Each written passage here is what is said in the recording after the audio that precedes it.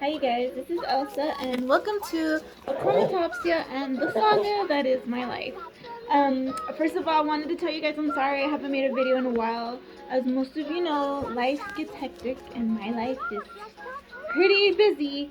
But anyway, today I wanted to make a video about like people that have achromatopsia and how we're more sensitive to certain things, whether it's hearing, smell, touch, all that good stuff. Sorry, my daughter. Again, I wanted to remind everybody the reason why I decided to make these videos is not so much for people that have achromatopsia, but more or less for people that have children, they have it.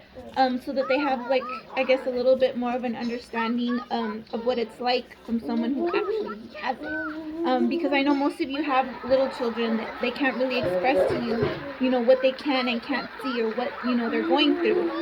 So the purpose of me making these videos is for, parents, like I said, to help guide them. And like I said, if you guys have any questions or you want to know something specifically, feel free to private message me. I'll answer whatever you guys want. Okay, so back to the topic. Justice. Really? This child, sorry. Anyway, so I've noticed, like, in my achromatopsia groups, a lot of people are asking about if their children that have achromatopsia, if they're like, they get overwhelmed with like the sensory stuff.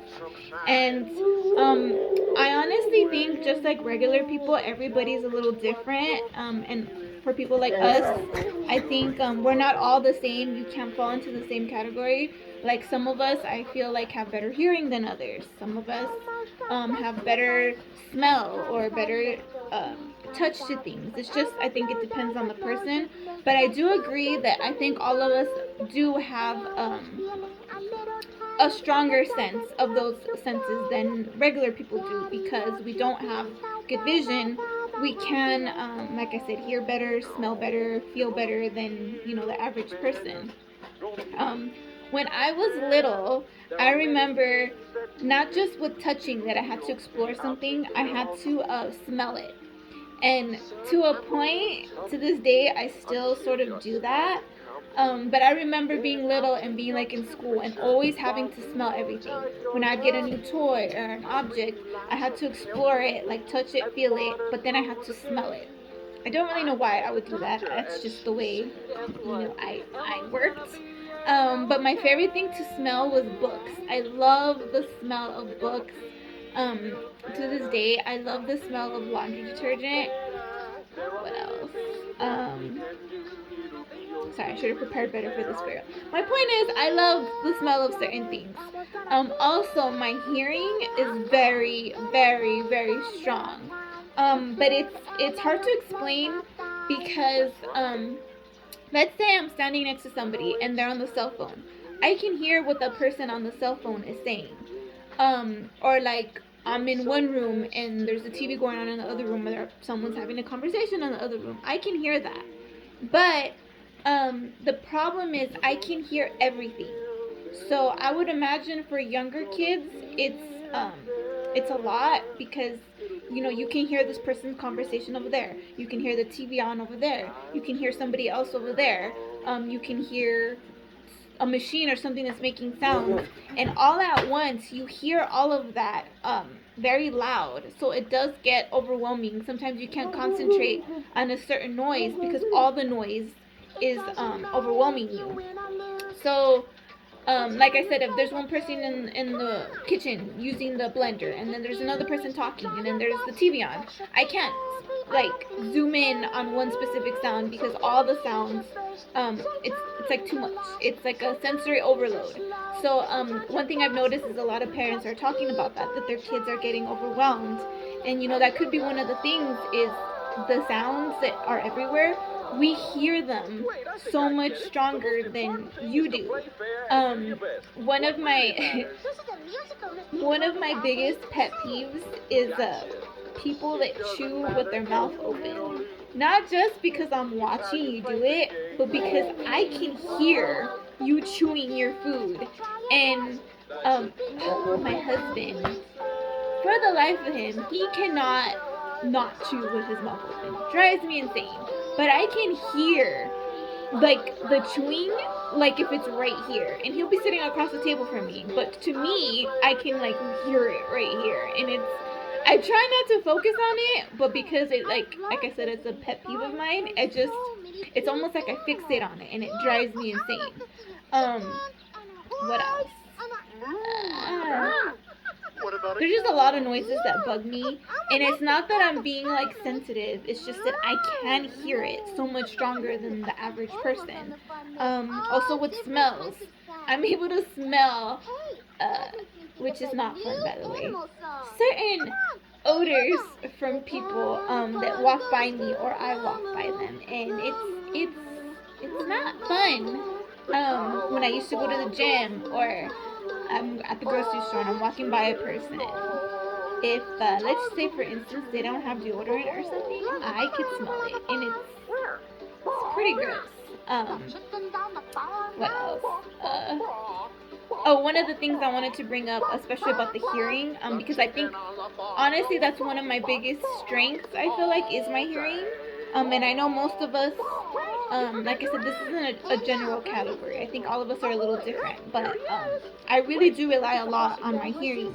Most of you guys know I have a mobility scooter that I, take my son to and from school or do grocery shopping in. I rely a lot on my hearing with that. The scooter's for the sidewalk, so I don't have to be out in the street. But I feel like it's also dangerous on the sidewalk because you never know when a car is going to pull out or pull in, and the majority of the time people aren't paying attention when they're pulling out of their driveways. So I have to be on alert, not just seeing, but hearing. And for me, I'm able to hear a car quicker than I can see it.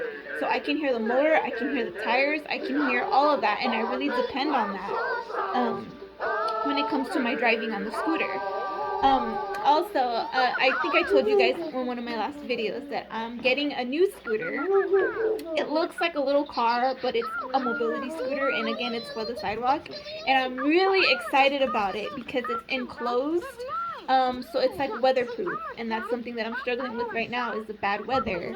It's not fun driving in the freezing air. But anyway, one of my concerns that I was a little worried on is when I start driving, and because everything is closed, I'm not going to be able to hear as well. So something that I think I'm going to have to be doing is driving with the windows down. Sorry, I need to walk away real quick. My family's coming back from a trip. But anyway, I was talking to a brother of mine who also has achromatopsia. And I was mentioning this to him that when I get the scooter, I think I'm going to have to be driving with the windows down. And then he told me, you know what, I wanted to tell you that, but, I didn't want to make you feel like I'm bossing you around or anything. But my brother, he also has achromatopsia. He used to drive. I think he still drives, not on a daily basis. But where he lives, it's like farm, it's like country, so he can, doesn't have to drive in any big roads or busy streets. But when he used to drive, we all used to live in California, he would drive with the windows down for the same reason, because he can hear a car quicker than he can see it. So even if it was cold, he would always just drive with the windows down. And the same thing with another brother of mine who also has achromatopsia. He would do the same thing. When he would drive his cars, he would drive with the windows down. Like I said, whether it's raining, whether it's cold, it's just easier for him to do it that way because we can hear so well. So I know that's pretty much what I'm going to end up doing when I get my new enclosed scooter, is I'm going to have the windows down because I do depend so much on my hearing. And I'm sure most of you that do have achromatopsia can also relate. But I also wanted to do this video to give parents advice. Like I said, I know for little kids, it does get overwhelming when you're able to hear so much at the same time. And like, again, for us, it's not that we're being sensitive. It's just that the sound of everything is so much louder to us, and it's like magnified.